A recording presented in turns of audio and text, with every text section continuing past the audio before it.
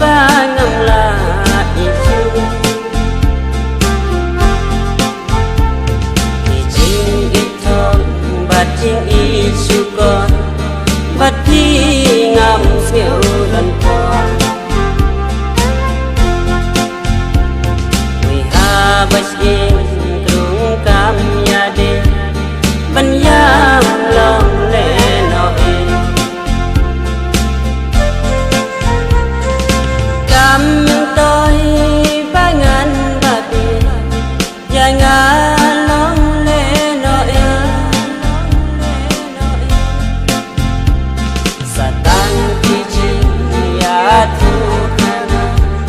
Ha do no jong thi thi Kam tôi ba ngàn ba bì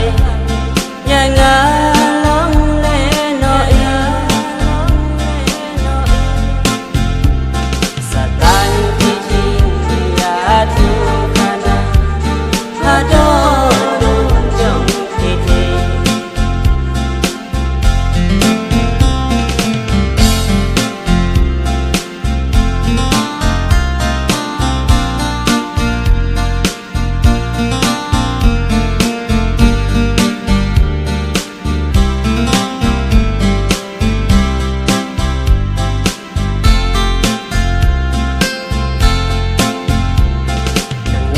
Benta kat macet cupon adukan ne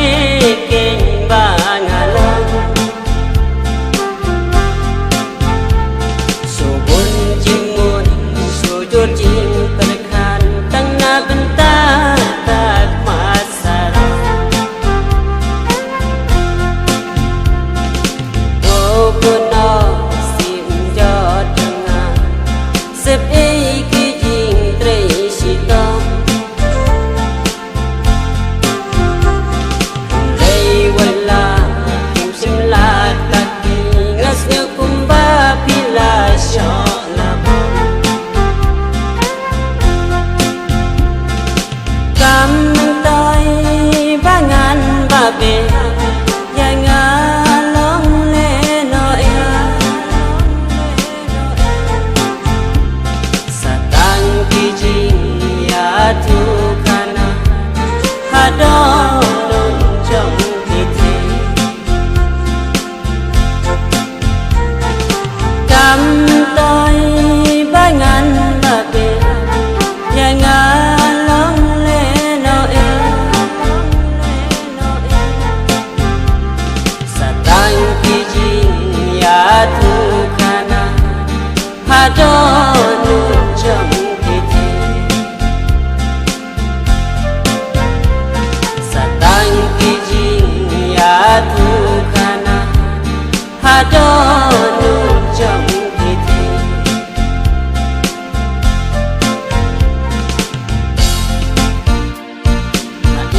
Ya nga wa se we Ba ya pi ba ngam